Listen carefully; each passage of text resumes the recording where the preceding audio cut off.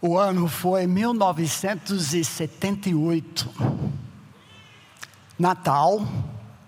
Seria minha primeira vez sem a minha família durante essa época festiva. E viajei com um time de futebol da universidade onde eu jogava, um time missionário. Foi a minha primeira viagem missionária e transformou a minha vida. Aquele time fazia desfile, passávamos pelas aldeias, pelas ruas, experiências culturais totalmente diferentes de tudo que nós conhecíamos. Marchávamos, cantávamos e convidávamos as pessoas das aldeias que foram pelas multidões para assistir o jogo. Às vezes milhares de pessoas ao redor do campo, só com gol de bambu, às vezes com vaca, chifres e tudo mais dentro de campo junto conosco. E o propósito foi justamente abrir campos para os missionários de Libéria e a Costa do Marfim. Sempre no meio dos dois tempos do jogo, e às vezes a gente jogava 2 vezes no mesmo dia, 19 vezes ao longo daquelas 2 semanas. Mas nós cantávamos enquanto o outro time descansava e dávamos testemunho do que Deus tinha feito em nossas vidas. Depois voltávamos para o jogo e muitas vezes, depois disso, jogávamos uma segunda vez. Foi a minha primeira viagem missionária que eu confesso, transformou a minha vida. Mas hoje nós vamos olhar por uma outra ótica da história de Natal e a verdadeira primeira viagem missionária da história. Natal segundo Deus Pai, em que Ele enviou Jesus na primeira viagem missionária. Por amor, Deus enviou seu próprio Filho unigênito para ser encarnado para todos sempre, ser um de nós, para nos redimir. Homens, mulheres, crianças, jovens, hostis, inimigos de Deus, mortos em nossos delitos e pecados, mas Deus tomou iniciativa, enviou seu Filho, saiu da sua zona de conforto, para ficar um de nós, ser encarnado, entender a nossa realidade, para depois se tornar o nosso representante diante de Deus. Confesso que fico maravilhado ouvindo as mensagens natalinas dos nossos pastores, e eu mesmo ao longo de 25 anos, acho que é a 25ª mensagem natalina que eu prego na nossa igreja, observar as facetas do Natal.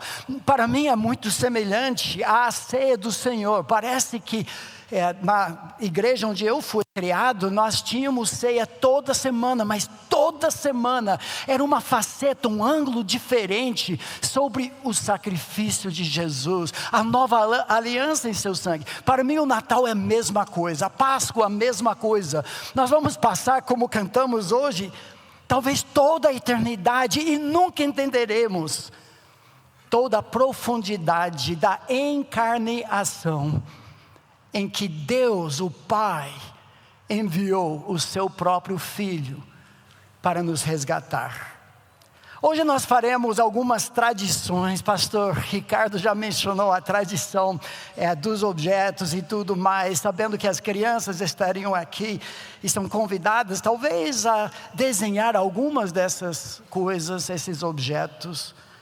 Ao longo dos anos, eu tenho tido o privilégio de abordar algumas das facetas de Natal, segundo Mateus, Jesus o Rei. Lucas, o Filho do Homem, alguém como nós. João, a luz do mundo, o Verbo que se fez carne. As profecias de Isaías, que pastor Abimael, entre outros textos, desenvolveu na semana passada. O apóstolo Paulo, que descreve esse dom indescritível e inefável. E várias outras perspectivas. Mas esse ano, eu queria muito tentar adotar a perspectiva do Pai de Jesus. O que o Natal significou para Deus Pai? Quando eu faço uma peneira das Escrituras, de Gênesis a Apocalipse, o que salta os meus olhos e me impressiona é que o tema de missões caracteriza o coração de Deus, desde Gênesis 1 até Apocalipse 22, e o Natal, acima de tudo, para Deus Pai, é um momento festivo, porque Deus é um Deus missionário. E o nosso Natal deve ser outrocêntrico, ou seja, o amor de Deus que enviou seu Filho, o próprio Filho por amor, deve caracterizar os presentes que nós damos, o interesse no desfavorecido, a adoção de missionários ao redor do mundo, muito apropriado, que temos pelo menos 3 casais missionários que a nossa igreja sustenta aqui hoje. O que me levou em parte a pensar nesse tema foi justamente o que Jesus falou, caracterizando a sua vida e o envio que o Pai tinha feito, quando em João 20, 21, Jesus mesmo disse assim: disse-lhes, pois, Jesus outra vez: paz seja convosco. Assim como o Pai me enviou, eu também vos envio. O precedente do Natal é um padrão para nossas vidas também.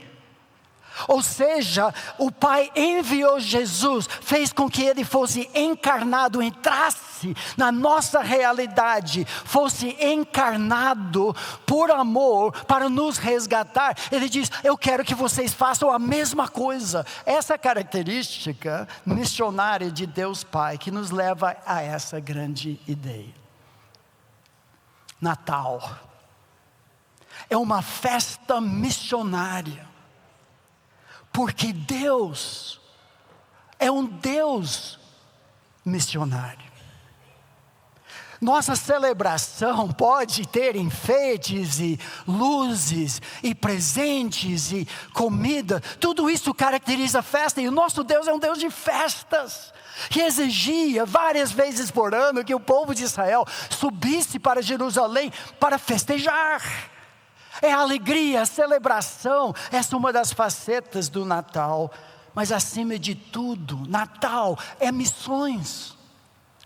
Agora entenda bem, missões não é evangelismo discipulado na sua essência. Hoje, por causa do pecado, sim, mas missões na sua essência é adoração. Deus recrutando, enchendo a terra com pessoas, espelhos da sua glória, devolvendo para Ele a glória, a dignidade, a majestade que seu nome tanto exige. Missões é adoração. O meu pedido todo ano, porque depois de tantos anos, tantas tradições, é muito fácil nós perdermos um pouco do mistério. A síndrome da boca aberta, da majestade, a maravilha do Natal. Meu pedido, minha oração é que de uma forma talvez pequena, pudéssemos hoje simplesmente adorar a Deus Pai, porque Ele é um Deus missionário. Como tenho feito nos últimos anos, nós vamos cantar a mensagem.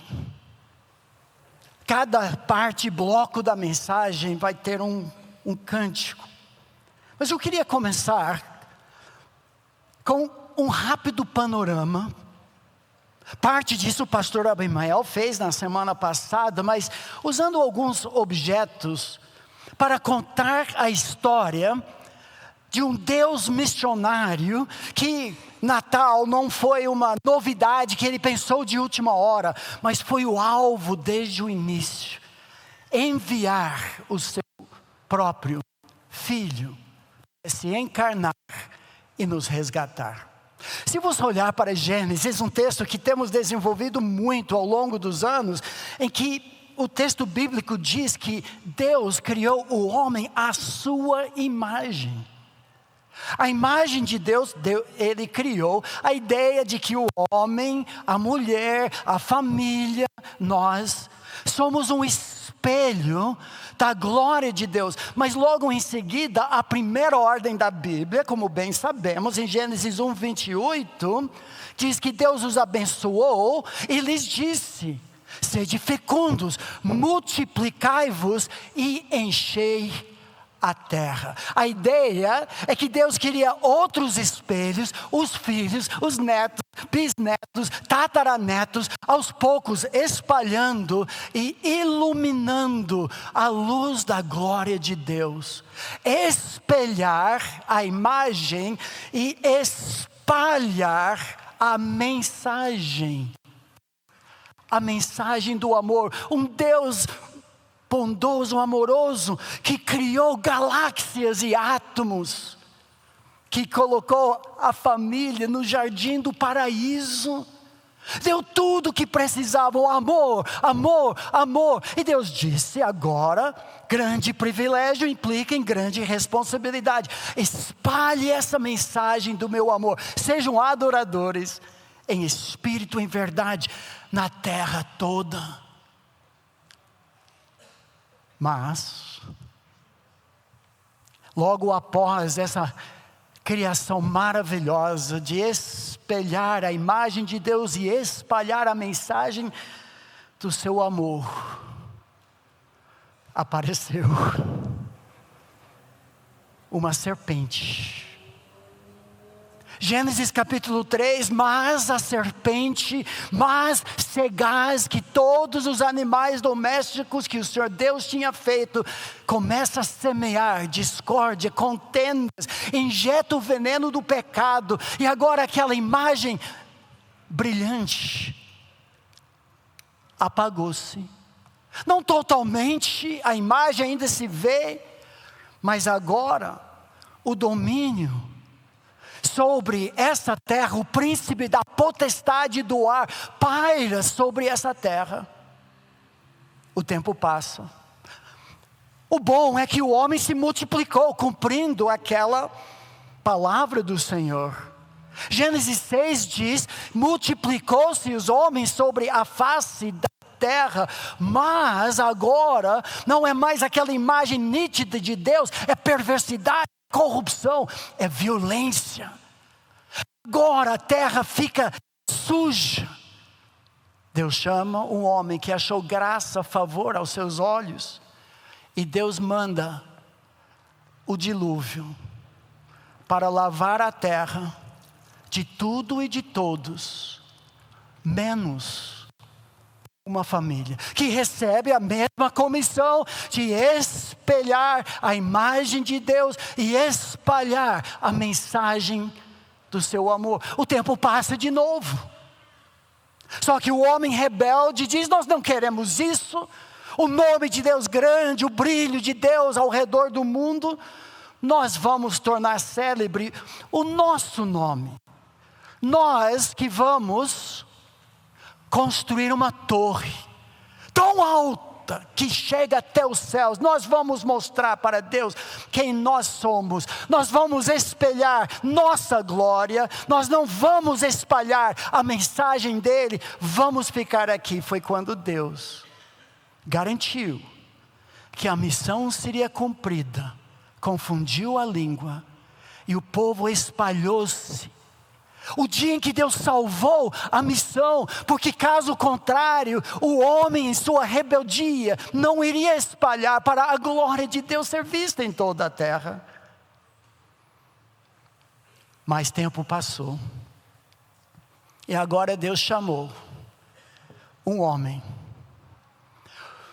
Gênesis capítulo 12 chamou Abraão para deixar a sua zona de conforto, a sua família, o seu povo, e encarnar a verdade do Deus glorioso numa terra desconhecida. E que Deus iria abençoar a sua família, para que através da sua família, outra vez, a luz brilhasse. E Deus fosse conhecido por todas as famílias da terra. Agora muito tempo passou. Aquele povo, aquela família de Abraão, nunca entendeu totalmente a mensagem.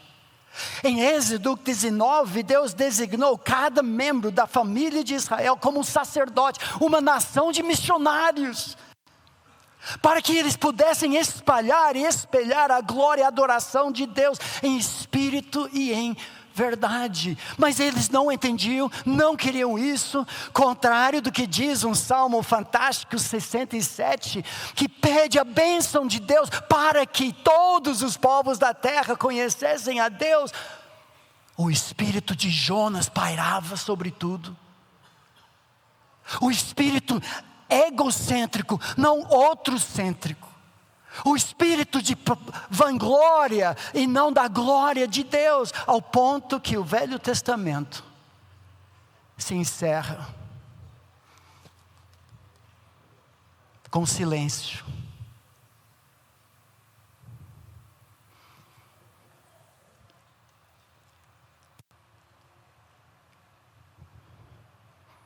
Quatrocentos anos de expectativa,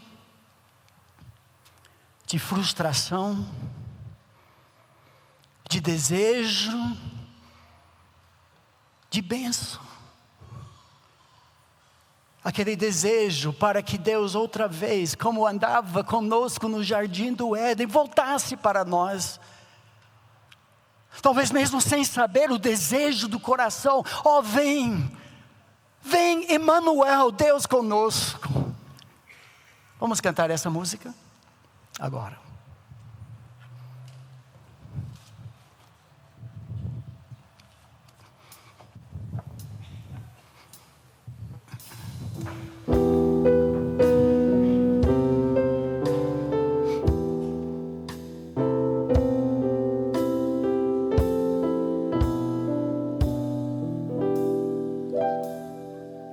Oh, vem, Emmanuel, redime o povo de Israel, que geme em triste exílio e dor, e aguarda o grande Redentor. Dai glória a Deus, ó Israel, virá em breve Emmanuel.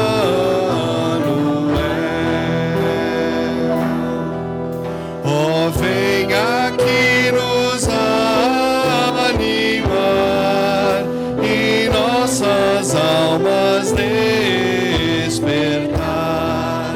Dispersa as sombras do temor e as densas nuvens do terror. Dai glória a Deus, ó Israel, virá em breve Emmanuel.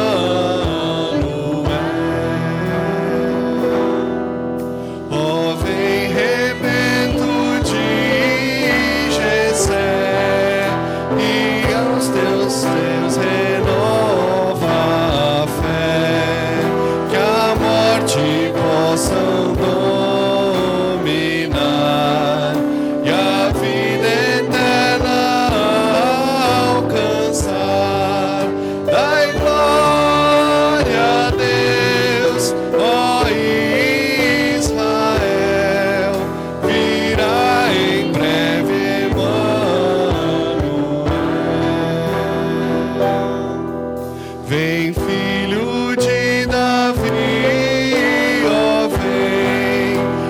encerra o céu de todo bem, e ali na porta que abrirás, suprema glória nos darás.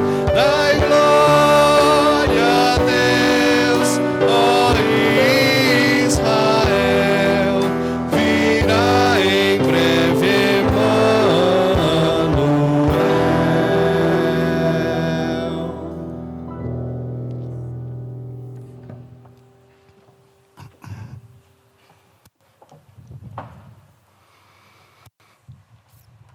Por fim, o silêncio do céu se rompeu. Deus enviou seu Filho em carne. O Criador entrou na sua criação. A luz do mundo entrou nas trevas. O eterno, pré-existente, Verbo de Deus entrou no tempo e no espaço. Natal, segundo Deus, trata justamente desse envio missionário, o coração de Deus, que pulsa pela sua própria glória e o nosso bem, por amor, entrou nesse mundo de homens formigas. O Filho de Deus se tornou homem, para que os homens pudessem se tornar filhos de Deus. Hebreus 1 diz assim: nestes últimos dias, Deus nos falou pelo Filho, a quem constituiu herdeiro de todas as coisas, pelo qual também fez o universo. Ele que é o resplendor da glória e a expressão exata do seu ser. A glória voltou, Emmanuel, Deus conosco. Podemos resumir essa mensagem, esse envio missionário em 3 partes. Por amor, Deus enviou Jesus para ser humildemente encarnado e redimir a nós, a humanidade perdida. Cada aspecto, cada faceta, vamos olhar alguns textos bíblicos e vamos cantar como forma de louvor, maravilha e admiração. Talvez o versículo predileto da Bíblia, da maioria, talvez do povo de Deus, João 3,16, manifesta isso, que Natal é missões. E missões é Páscoa. O verdadeiro significado do Natal é missionário, mas é pascal também. Natal é o amor de Deus em ação. Deus não somente sentimentalmente amava à distância, Ele amou de forma ativa, porque Deus amou ao mundo de tal maneira, que Natal, que deu seu Filho, seu único Filho, para ser um missionário, para que todo que nele crê, só isso, honre a Deus através da crença que Ele é, quem Ele diz que Ele é, e fez o que Ele diz que Ele fez, e assim tenha vida eterna, não pereça. Deus tomou a iniciativa, não cruzou os braços e esperasse nós amarmos a Deus, porque nós não amamos a Deus, éramos inimigos. Nisto se manifestou o amor de Deus em nós, em haver Deus enviado o seu Filho unigênito ao mundo, para vivermos por meio dele. Nisto consiste o amor, não em que nós tenhamos amado a Deus, fôssemos bonzinhos, mas de fato inimigos, hostis, odiávamos a Deus, mas Ele nos amou. Ele enviou o seu Filho como propiciação, ou seja, satisfação da justa ira de Deus contra todos nós, por causa dos nossos pecados. 2 Coríntios 8, e depois capítulo 9, diz assim: que conheceis a graça do nosso Senhor Jesus Cristo, que sendo rico, se fez pobre por amor de vós, para que pela sua pobreza vos tornasseis ricos. Ou seja, Jesus, o primeiro missionário, na primeira viagem missionária, deixava tudo dos palácios da grandeza celestial para entrar na miséria de uma manjedoura. A sujeira, a urina e tudo mais. Graças a Deus pelo seu dom inefável. Outra tradição natalina, além de cantar nessas mensagens, talvez usar alguns objetos. Todo ano, para eu recuperar um pouco a maravilha, eu leio o livro Deus se aproximou, do Max Lucado. Deus chegou mais perto. No livro ele descreve, me ajuda a entender o que foi Deus tomar iniciativa por amor para enviar Jesus. Deus entraram no mundo como bebê. O estábulo cheira como todos fazem. O mau cheiro provocado pela urina, excremento e ovelhas paira forte no ar. O chão é duro, o feno escasso, teias de aranha pendem do teto. Ratinho atravessa correndo o chão sujo. Não podia haver um lugar menos adequado a um nascimento. Neste ponto da história, o ser humano que melhor compreende quem é Deus e o que Ele está fazendo é uma adolescente numa estábula mal cheirosa. Ele parece qualquer coisa menos um rei. Seu rosto avermelhado, lembrando uma ameixa seca. Seu choro, embora forte e saudável, continua sendo ainda o de um bebê indefeso.